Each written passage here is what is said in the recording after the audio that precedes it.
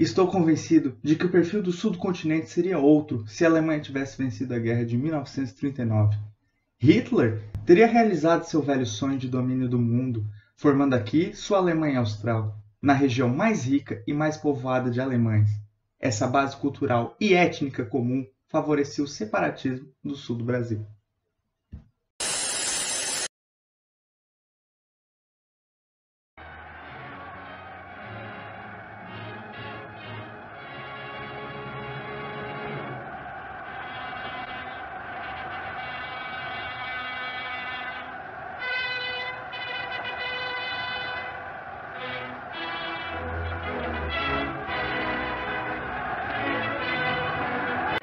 Alemanha, 30 de janeiro de 1933. Adolf Hitler e o nazismo sobem ao poder da Alemanha ao ser nomeado chanceler pelo então presidente Paul von Hindenburg. Nada disso seria possível sem o apoio do empresariado alemão a Hitler. O país vivia na década de 30 os efeitos de uma crise iniciada após a Primeira Guerra Mundial e acentuada pela de 29. Na prática, a política nazista construiu um governo de extrema-direita, ditatorial, antissemitista e reacionário. A Segunda Guerra Mundial, a perseguição a judeus, negros, homossexuais, comunistas e o Holocausto fizeram parte das práticas nazistas. O nazismo, contudo, não foi algo sentido apenas na Alemanha e na Europa. Ele teve suas parcelas em várias partes do mundo, incluindo em Santa Catarina.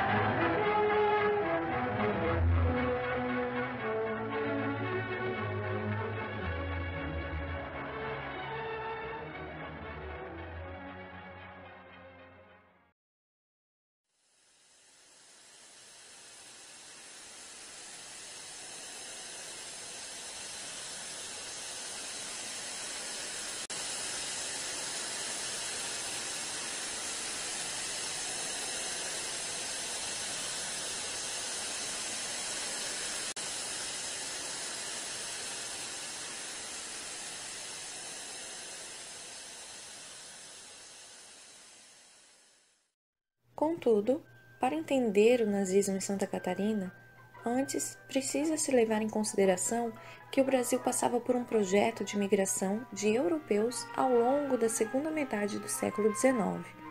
Esse processo teve por intuito o embranquecimento da população brasileira, que em sua maioria era composta por pessoas negras. Dessa forma, acabou por levar a elite a promover o movimento de imigração com a intenção de trazer pessoas derivadas de supostas raças superiores e empreendedoras de origem europeia. Em Santa Catarina, o processo não foi diferente. O Estado foi responsável por receber imigrantes, em sua maioria de origem alemã e italiana, e assim acaba por desenvolver uma imagem de Estado germanizado. Esse processo, que no século XIX foi considerado essencial, acabou por ser centro de disputas ao longo das primeiras décadas do século XX. As populações de origem alemã e seus descendentes acabaram por desenvolver dificuldades em se inserir na sociedade brasileira. Um exemplo disso seria a relutância dos alemães em não adotarem a língua do Brasil como sua principal. Para piorar a situação, ao se iniciar a Primeira Guerra Mundial, a ideia conhecida como perigo alemão ganhou espaço na sociedade brasileira. Esse pensamento acreditava que o Brasil estava sendo vítima de um projeto conspiracional onde descendentes de alemães criariam uma Alemanha Antártida no sul do país, e que responderia direto ao Império Alemão.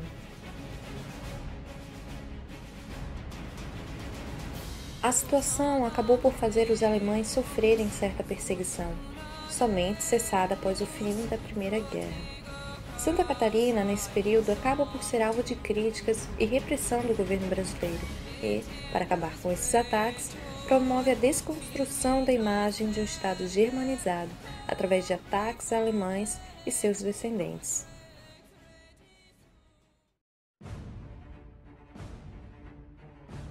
Findada a guerra e iniciados os anos 20, a preocupação e as tensões em relação às populações descendentes de alemães diminuem. Contudo, esses imigrantes ainda guardavam ressentimentos gerados pelos ataques sofridos durante a Primeira Guerra. Com esses traumas, parte dessas pessoas acabaram por se organizar e gerar espaços de sociabilidade. Assim, formaram grupos políticos, junto de alemães que vieram durante o pós-guerra para Santa Catarina, trabalhando de forma a valorizar e defender a manutenção de sua cultura germânica, o que gera, em algum desses casos, a participação do movimento integralista ou no nazismo. Existiram núcleos nazistas em diversas cidades de Santa Catarina, sendo algumas delas Blumenau, Joinville, Lages, Itajaí, Florianópolis e Araranguá. Diversos foram os simpatizantes das ideias nazistas em Santa Catarina. Alguns eram trabalhadores, trabalhadoras, comuns, empresários, jornais e políticos. Entre os nazistas catarinenses existiam as ideias de não assimilação de alemães e seus descendentes com os demais grupos que viviam na zona de colonização, para que assim não ocorresse um retrocesso no desenvolvimento dessas raças, consideradas superiores, como defendido pelas teorias raciais. Influenciados por esse pensamento, as mulheres brasileiras foram uma das principais vítimas desse preconceito avassalador, pois não eram consideradas trabalhadoras, como as mulheres alemãs, e sim, enquanto de sangue sujo e desenvolvedoras de filhos, portadores de sífilis. Assim, os homens alemães, em seu imaginário de superioridade, buscavam se casar com mulheres do mesmo ciclo racial. Além disso, o preconceito em relação aos judeus, alimentado na Alemanha, é fomentado no Brasil pelos alemães e seus descendentes. Um caso importante de se narrar é a presença do nazismo nos jornais catarinenses. A imprensa da década de 30 teve um papel fundamental enquanto um canal de comunicação e difusão das ideias dos fascismos que vinham ganhando espaço na Europa. Nesses jornais, então, acabaram por existir discursos de exaltação da Alemanha de Hitler. Na edição de 8 de janeiro de 1938, o Flama Verde, desenvolvido por partidários da ação integralista brasileira em Santa Catarina, traz uma coluna denominada As Colônias Alemãs representam os esforços dos antepassados, onde apresenta que Hitler defendeu um projeto colonialista alemão e busca valorizar os antepassados que colonizaram as colônias alemãs em nome da Alemanha. Outro caso curioso no meio jornalístico a se olhar é do jornal A Gazeta, na edição de 20 de dezembro de 1930, em que o editorial é totalmente dedicado a exaltar a imagem de Hitler. Ao se deparar com a primeira página do jornal, no topo, já inicia com Heil Hitler, saudação utilizada pelos alemães na época, e se destaca que o mesmo é um ditador popularíssimo, amado e vitoriado pelo seu povo.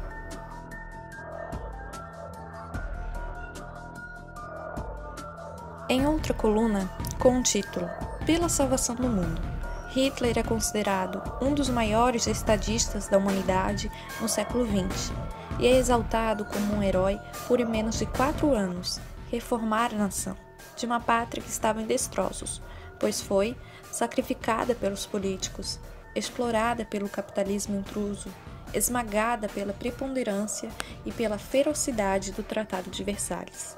Ainda, o jornal afirma que ele almeja a felicidade do mundo e empenha-se com notório desassombro na defesa da civilização e da humanidade. E também considera Hitler aquele que está na linha de frente, combatendo com a colaboração dos outros povos livres a obra destruidora do comunismo. Assim, além de reverenciar a imagem de Hitler, o jornal trabalha de forma a colocá-lo como o grande combatente ao inimigo comunismo. Mais um jornal que chama atenção é o Correio Lagiano, que noticia no dia 26 de abril de 1941 o aniversário natalício do chanceler Adolf Hitler e declara que o mesmo é ídolo de um forte guerreiro povo.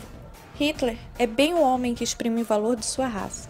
Além de a notícia exaltar a imagem de Hitler, deixa entendido que ele é a imagem a ser seguida por aqueles que são de sua raça, assim sendo um exemplo para todos aqueles que são alemães e descendentes desses. Essa mesma notícia acabou por receber agradecimentos dos membros do Partido Nazista de Lages. As homenagens a Hitler ou à Alemanha não se resumiam às mencionadas anteriormente. Outro exemplo curioso a se destacar ocorreu no ano de 1940, em Blumenau, onde fora organizada uma festa em homenagem a Hitler e que contou apenas com os homens considerados de confiança do Partido Nazista em Blumenau. Porém, com a instauração do Estado Novo e principalmente com a entrada do Brasil na Segunda Guerra Mundial, não apenas os nazistas, mas os alemães e seus descendentes foram alvos de prisões e medidas repressivas por parte do Estado de Santa Catarina. Em 1938, o governo de Getúlio Vargas no país e de Nereu Ramos em Santa Catarina desenvolveu uma série de leis com o intuito de regulamentar a vida dos estrangeiros no Brasil, e que no Sul o contingente era sobretudo de alemães e italianos. A ideia de perigo alemão, vigente durante a Primeira Guerra no país, retoma e se intensifica ao iniciar a Segunda Guerra. Os alemães, em sua maioria, são transformados, então, por parte dos governos tanto do Brasil quanto de Santa Catarina, em pessoas identificadas com o nazismo, atuante na causa de Hitler, em favor da Alemanha. A partir disso, os alemães foram transformados num perigo iminente por compactuar com o nazismo e, assim, servirem a outro país. Como parte do projeto de controle em relação aos alemães, o governo central do Brasil desenvolve campos de concentração e de trabalhos forçados, que ironicamente são destinados principalmente a alemães e seus descendentes no Brasil. Foram, no total, 2 campos de concentração. O campo de concentração Trindade, ou Penitenciária Agrícola da Trindade, e o presídio Oscar Schneider, antigo manicômio Lehmann, localizados, respectivamente, nas cidades de Florianópolis e Joinville. E os campos de trabalho forçados foram organizados de forma distribuída pelo estado de Santa Catarina. Contudo, é importante destacar que boa parte das pessoas presas nesses campos eram alemães e seus descendentes, e não necessariamente nazistas. Isso pois, mesmo Santa Catarina sendo o estado com mais adeptos ao nazismo, a quantidade de filiados era relativamente baixa e dentro dos grupos de alemães e seus descendentes não existiam tantos defensores. Importante também salientar que, mesmo sendo um número relativamente baixo de apoiadores ao nazismo em Santa Catarina, ao longo das décadas de 30 e 40, os pensamentos defendidos pelo nazismo causaram impactos até o tempo presente, não apenas em Santa Catarina, mas também no mundo todo, e por isso se faz tão importante debatê-lo e repudiá-lo. Hitler, com sua imagem exaltada e defendida durante a década de 30, teve sim seu impacto no mundo. Entretanto, essa marca é uma parte infeliz na história da humanidade e deve ser relembrada no sentido de serem mostradas como práticas abomináveis.